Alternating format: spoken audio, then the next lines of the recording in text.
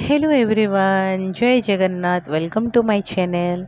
आज मु सकाळु भिडियो करछि कोन कोन करछि रोसई देखंतु बीन्स आलू भजा आउ करड़ा भजा। तो एठी भजा बसी एटा को करड़ा कहा जाए और इंग्लिश रे कहयो माने बेबी बाम्बू। देखंतु केमती यमी लाଗୁଛି भजाटा ना। Wow yummy yummy in the tummy. ଏଠି ମୁଁ ଆପଣମାନଙ୍କୁ ପୋଟଳ ଆଳୁ ଭଜାଟା ସେୟାର କରୁଛି। ତେଲ ଭଜା ପ୍ରଥମେ ତେଲ ପକାଇଦେବା, ତାପରେ ବିରି ଯାଇ ପକାଇବା। ସେଇଟା ଭାଜି ହେଇସାରିଲା ପରେ ଜିରା ଟିକେ ପକାଇଦେବା। ଜିରା ଫୁଟଣ ହେଇସାରିବା ପରେ ପିଆଜ ପକାଇବା। ଦେଖନ୍ତୁ ମୁଁ ଭାଜି ଦେଉଛି। तापरे पियाजटा भलरे भाजी हो सारा पर आम परिबा तक पकईदबा।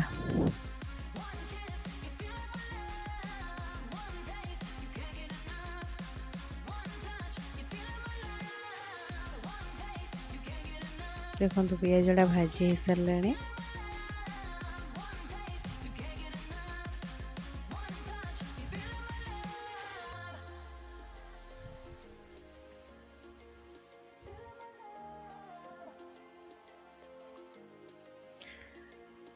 तापरे घांटिकी केवल लुण हलदी और टिके लंका गुंड पकईकी घोड़े दबा सीम रे।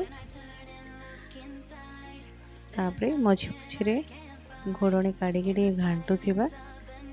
एमती हेगी भजाटा सिझी सारला परे टिके मीडियम फ्लेम करिकी टिके रोस्ट करिबा। तापरे हेजिबो हमर पोटल आलू भजा।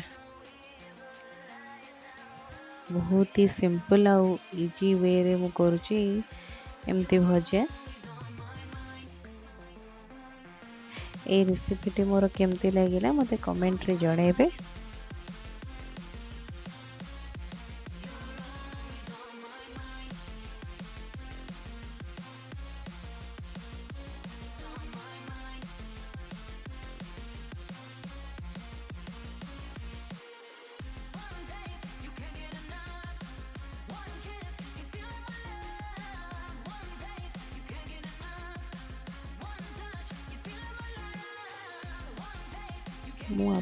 मुझे गोटे इनफॉर्मेटिव वीडियो नहीं कि आसची जोटा कि माने मु को फेस वाश यूज करे।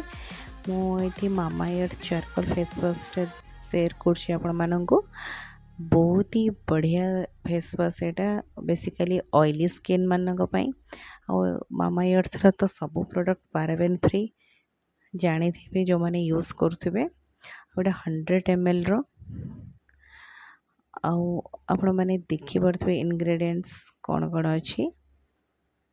आ मो स्किन रे तो बहुत ही भल काम करछि। तो आपण मानंको मोर इनफॉर्मेटिव वीडियोटा भल लागुथिले लाइक शेयर एंड सब्सक्राइब